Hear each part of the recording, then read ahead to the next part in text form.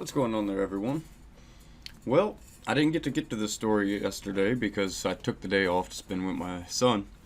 Uh, but I still think it's important, and I'm gonna go through it now because, as usual, you don't see this on legacy media anywhere. No one wants to talk about this. Breaking: far left Queens DA candidate backed by Ocasio-Cortez loses. Good job. Good job, Queens. Tiffany Cabane, apologize if I'm saying that wrong. I always pronounce names wrong. The far left candidate for Queens DA has lost the race for the Democratic nomination to Melinda Katz after a 7-week battle. Cabane, who was backed by Socialist Representative Alexandria Ocasio-Cortez, conceded the race on Tuesday night after she previously claimed that she won, and Ocasio-Cortez appeared to acknowledge a similar false claim on Twitter. Executive Director of the Justice Collaborative, Rob Smith, tweeted, "This is the most stunning win yet in the movement to elect decarceral prosecutors." Not familiar with that word, to be honest with you. Tiffany Cabane, a 31-year-old queer Latina. Why do they have to say queer? Like, that really matters? I don't get it. Queer Latina public defender will become the district's attorney of Queens, the 11th most populous county in America. That's people power.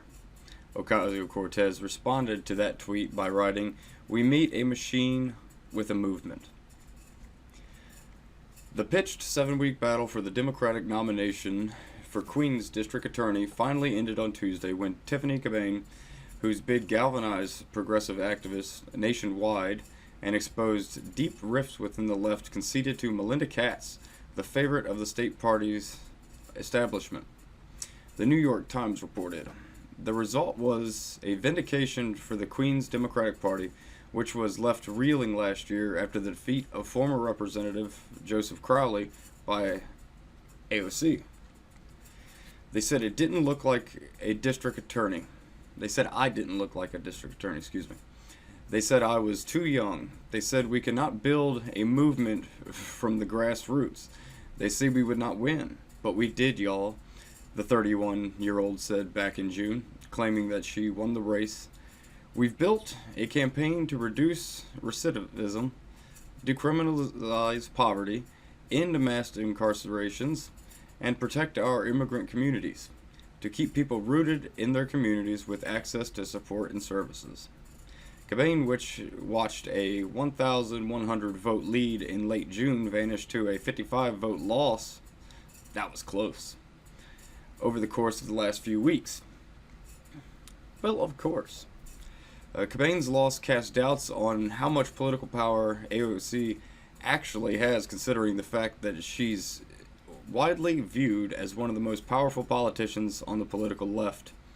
Yet she was not able to effectively help her candidate enough to win in her own backyard. Well, I think this points out some pretty interesting things. It shows, in my opinion, it shows how these far left Justice Democrat types, how disconnected with the reality of the situation they are. They think they are almighty. They truly think this. You've heard Representative AOC and the other 4 of her little squad pretty much preach that they believe they are better and they are more important than most anybody else. You know, there was one quote. I'm gonna paraphrase it pretty much, but yeah, you remember AOC saying she has the power now. Everyone else just needs to pretty much step out of her way. That's frightening, frighteningly like authoritarianism. And yes, authoritarianism would follow if more of these candidates get into office. But I think America's waking up to that. I think even in these extremely liberal places, such as New York City, and, you know, those little boroughs, because most in actual New York State aren't so liberal. Seems to be a big pattern with big major cities becoming tribalistic, ideological nightmares for the rest of the countries. Because they're primarily Democrat in big cities. I'm sure there's a few exceptions, but few and far between. But yes, you're seeing, what we're seeing is the public are starting to really back away from these Justice Democrats. Because they're insane people. Their policies make no sense. They're trying to push the socialist agenda on the American people, which would fundamentally ruin our country. It would destroy the economy, because we think the right and the left now are big spenders. Absolutely they are. They spend way too much of our taxpayer money on nonsense half the time. But if you listen to these democratic socialists, they think money apparently literally just falls from the sky, because every single one of their proposals involves an ungodly amount of taxpayer money, which just isn't feasible. It's not feasible at all. Like, what is it, 51% of America actually are in the workforce? You expect half the country to pay for the whole country on all kinds of different issues. That's not going to work out real well. And people with common sense can see that. But another thing is, when it comes to these Justice Democrats, is they do everything on emotion. Now, yes, we all will react and act on emotions from time to time. That's just human nature, something we all do.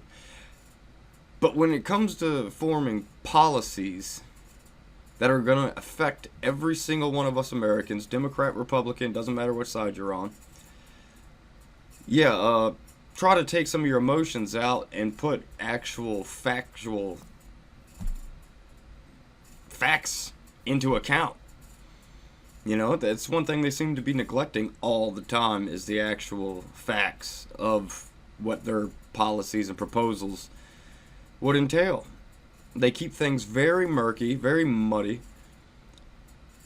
and they do that on purpose. That's their strategy, to try to keep people feeling good about what they're trying to do. But most of the people that are affected by their feelings to go along with these policies, they don't look at any of the facts behind it. They just go with it because it feels good. It sounds good. Well, that's not how you govern. That is a very bad way of governing. And that goes with pretty much everything in the government realm. You got to keep feelings out of things, because you make stupid decisions when you're emotional about something. You have to take a step back. And these modern progressives don't know how to take a step back at all. We see this every day. Look at some of the news pundits on television. They're in tears. They're opinionists. They're all opinionists. And yes, there's always going to be some opinion. But now it's all opinion.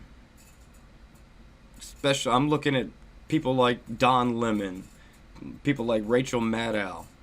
These freaks, that's what they are. They're freaks. They're emotionally disturbed freaks that are pushing only their opinions, even when faced with the facts.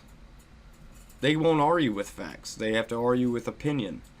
And usually it's some super woke far left opinion, which a lot of the country, Democrats included, don't like. It's divisive, And that's one of the things that we're seeing today, is the divisiveness has to stop. It's literally becoming dangerous. It's always been dangerous, but the escalation, all this crazy rhetoric, be it from the right or be it from the left, has to stop. It's creating a very dangerous atmosphere. And as a Republican, I tell you, I do not like when I hear such hyperbolic statements coming from the right, especially when it's more of an opinionated statement than a factual statement. And yes, there are some people that do that, and I'll acknowledge that. And I don't like it. I don't condone it. People got to start thinking of the facts when it comes to everything. And when it comes back to this story, thank you I have to say thank you to the moderate Democrats and commonsensical Democrats that voted this socialist-backed candidate out. Thank you. I appreciate it, because that's the last thing we need. It's going to make everything worse. Socialism is a cancer on the world, and we can't let that cancer spread. But yeah, so it's not a big win for Republicans or anything. This is a big win for everybody. Even though it may not have been a conservative that's winning, because, you know, most of these areas a conservative will not win. It is good to see that the more sensible person got the job.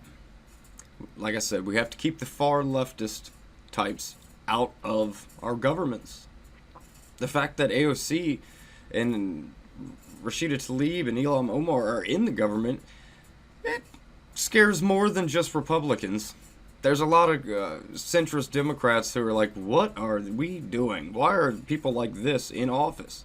Because they're not good for our country.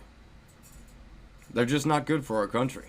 Not in our government. When it's members of our government completely trashing our government, this, that, and the other, completely trashing half the people of this country all the time, but blaming the Republicans for doing the same thing when they're not. Republicans right now are trying to get across the message of unity. That's not what's happening with these particular bunch of Democrats.